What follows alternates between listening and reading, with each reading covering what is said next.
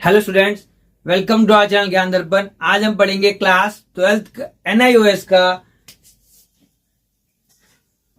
Business studies.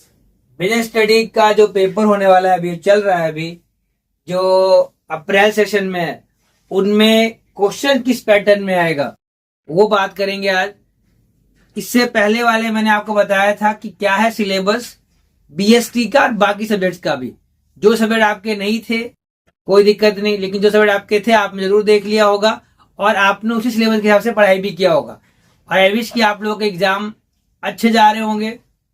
तो आज मैं आपको बता रहा हूं BST का पेपर का पैटर्न, किस तरीके से पेपर आने वाले। तो अब ध्यान से देखो आपका BST का पैटर्न पेपर। हेलो स्टूडेंट्स, तो आप लोगों ने इस बार एग्जाम दे ही दिए हैं। आपका एग्जाम अकाउंट्स का आपने दिया था, अब BST इकोनॉमिक्स के बाद आपका BST का एग्जाम है। तो पैटर्न आपको समझ में आ ही गया होगा आपको। अब BST और इकोनॉमिक्स और बाकी में ये चीज है कि पहले आपको हिंदी इंग्लिश दोनों में लिख के आता था। अब क्या है, जिसका हिंदी मीडियम है वो हिंदी मीडियम में लिखेगा, जिसका इंग्लिश मीडियम है वो इंग्लिश मीडियम में लिखेगा। तो इस चीज का ध्यान रखना है। फिर बात आती है इंस्ट्रक्शन पढ़ने के बाद।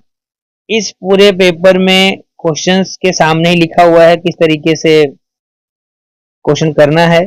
पेपर आपका 3 घंटे का रहने है वाला है और आपका जो मैक्सिमम मार्क्स है वो 100 मार्क्स का है। इस पेपर में 51 क्वेश्चंस हैं और अभी जो आ रहा है पेपर उसमें आप देख रहे हो सबका सेट सेम ही आ रहा है।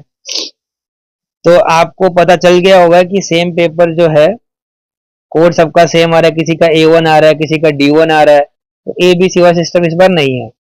क्वेश्चन सारे कंपलसरी हैं, ए और बी में डिवाइड कर रखा है। ये बात समझ लेना कि MCQ है, पैटर्न है और ऑब्जेक्टिव पैटर्न भी है। तो टोटल क्वेश्चन जाकर 51 रहने वाला है। इंस्ट्रक्शन ध्यान से पढ़ लेना, चाहे वो हिंदी मीडियम का हो चाहे इंग्लिश मीडियम का हो। कुछ समझ में नहीं आया तो जो टीचर आपको वहां प्रेजेंट होगा उनसे बात कर लीजिएगा। Which factor is included in the economic environment, जो आंसर सही लगे उसको आप आंसर लिख के जो लिखा है उसके अंदर वो मेंशन कर दीजिएगा। क्वेश्चन देखते जाओ ध्यान से। India selling price in you to the USA is an example of. क्या करता है ये सेल, कोई चीज सेल करते हो तो क्या करते हो, एक्सपोर्ट करते हो, इंपोर्ट करते हो। जो आपको याद आ रहा है वो लिख देना। B2C मतलब बिजनेस टू, मैं आंसर नहीं बता रहा, आपका आंसर हो जाएगा सीधा, तो ध्यान रखना है। मैं इसलिए बता रहा था कि आप ध्यान से अपने इन क्वेश्चन को कर लो। मैं ही आंसर बता दूंगा तो फिर आप क्या ही पढ़ोगे। मैं आपको क्वेश्चन बता रहा हूँ, आप इसको कट टू कट सॉल्व करते रहो पेज पेपर रख के। फिर देखना कितने आपने सही किए कितने आपने गलत किए हैं। 8th 9th 10th 11th सब आपके MCQ क्वेश्चन हैं। फिल इन द ब्लैंक्स वाले क्वेश्चन भी आएंगे जिसमें आपको करना, ये सारे जो MCQ वगैरह हैं कोशिश करना है कि इन सबको 1 घंटे में खत्म कर लो और स्टार्टिंग से करना, जिससे कि आपका राइटिंग भी अच्छा हो और पेपर भी भरा हुआ दिखाई दे।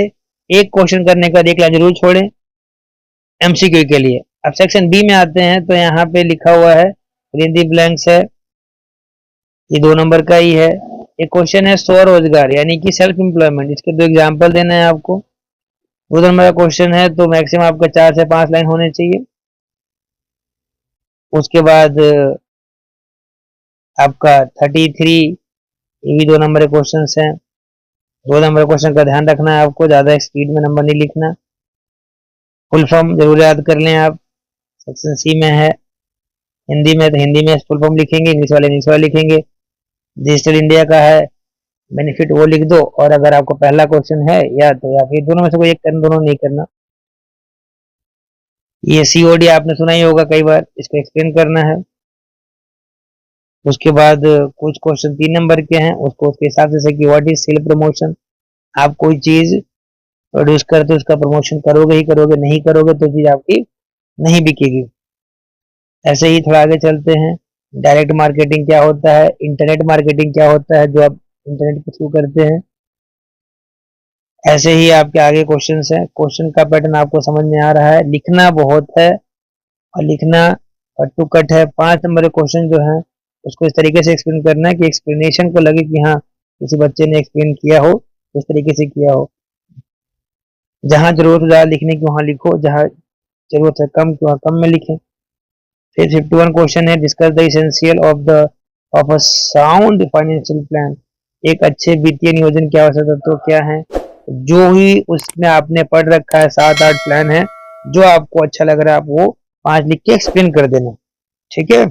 All the best for your examination, अच्छे से लिखना। तो स्टूडेंट्स, आप लोगों ने बीएसटी का पेपर का पैटर्न देख लिया। उम्मीद है सबको समझ में आ गया होगा। अगर अभी भी किसी को डाउट है तो जरूर अपना सिलेबस चेक कर लो एक बार। अगर किसी चैप्टर में डाउट है पर्टिकुलर तो वो चैप्टर पढ़ लो। अगर फिर भी समझ में नहीं आ रहा तो आप मुझे इंस्टाग्राम पे डीएम कर देना, मैं आपको उसका सोल्यूशन या शॉर्ट नोट्स भेज दूंगा, जिससे आपकी तैयारी और अच्छे से हो जाए। और अगर अभी तक लाइक सब्सक्राइब नहीं कर रखा है तो लाइक और सब्सक्राइब कर लो और बेल आइकन को क्लिक करो, जिससे कि जैसे ही वीडियो अपलोड करता हूं वैसे ही आपके पास नोटिफिकेशन पहुंच जाए। और जितना ज्यादा हो सके लोगों को शेयर करो, जिससे कि सभी तक ये वीडियो पहुंच जाए। और एग्जाम के लिए आपको ऑल द बेस्ट।